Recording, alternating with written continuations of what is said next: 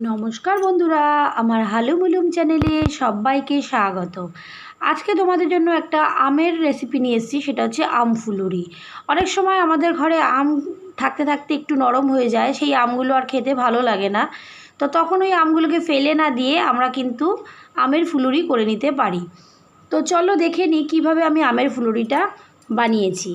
তো প্রথমেই আমি আমটাকে কেটে ওটাকে মিক্সির মধ্যে ভালো করে একটু স্মুথ পেস্ট বানিয়ে নিয়েছি। তো এবার এই আমটার মধ্যে আমি দিয়ে দিচ্ছি মোটামুটি 100 গ্রামের মতন ময়দা, যাতে এটা মোটামুটি একটা ভালো ডো তৈরি হয়, সেই জন্য একটু ময়দা দিয়ে নিলাম। আর একটু মুচমুচে করার জন্য আমি নিয়ে নিয়েছি 1.5 কাপের মতন চালের গুঁড়ো, আর নিয়ে নিয়েছি 1.5 কাপের মতন সুজি। এটা হচ্ছে খাস্তা মুচমুচে করার জন্য আমি এটা নিয়েছি। আর এর মধ্যে দিতে হবে চিনি। তো আম যদি অতিরিক্ত মিষ্টি হয় তাহলে চিনিটার পরিমাণটা একটু কম হবে, আর যদি একটু পানসাটে হয় তাহলে পরে কিন্তু ওর মধ্যে একটু চিনি বেশিই লাগবে। এটা হচ্ছে স্বাদ অনুযায়ী। তো এবার আমি এটাকে ভালো করে মাখতে শুরু করলাম। ভালো করে এটাকে মেখে একটা সুন্দর যাতে ফুলুরির আকার হয় সেরকমভাবেই কিন্তু মাখতে হবে, যাতে একদম পাতলাও না হয়ে যায় আর একদম যেন ঘনও না হয়ে যায়।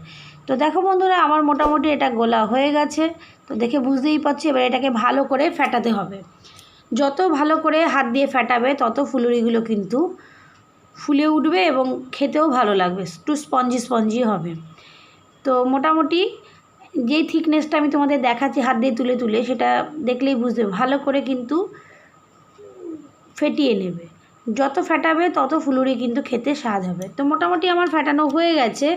এবার আমি কড়াইয়ে তেল বসিয়ে দিয়েছি, তেল মোটামুটি গরম হয়ে গেছে। এবার আমি ছোট ছোট ফুলুরির আকারে তেলের মধ্যে দিয়ে দিলাম। তো দেখো বন্ধুরা, মোটামুটি সব আমার দেওয়া কমপ্লিট হয়ে গেছে। এবার আস্তে আস্তে একটু একটু করে উল্টে দিতে হবে। তাড়াহুড়ো করলে হবে না, তাহলে কিন্তু সবার সাথে সবার আটকে গেলে কিন্তু বড়াগুলো আর খেতেও ভালো লাগবে না, আর দেখতেও বাজে লাগবে।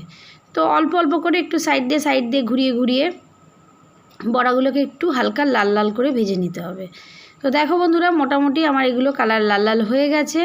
এবার আমি এগুলোকে এদিক ওদিক করে নাড়াচাড়া করে এবার কিন্তু আমি তুলে নিচ্ছি। তো মোটামুটি আমার প্রথম স্টেপের বড়া ভাজাগুলো হয়ে গেছে। এবার আমি দ্বিতীয় স্টেপে আবার আমি একইভাবে দিয়ে দিলাম। তো দেখলে তো বন্ধুরা, কোনো জিনিস ফেলে দেওয়ার কোনো দরকার নেই।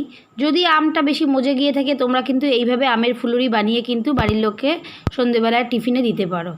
তো আজকের মতন এ পর্যন্তই। তোমাদের কেমন লাগলো অবশ্যই আমাকে কমেন্ট করে জানাবে, আর যদি রেসিপিটা ভালো লেগে থাকে তাহলে অবশ্যই আমাকে একটা সাবস্ক্রাইব করে দিও।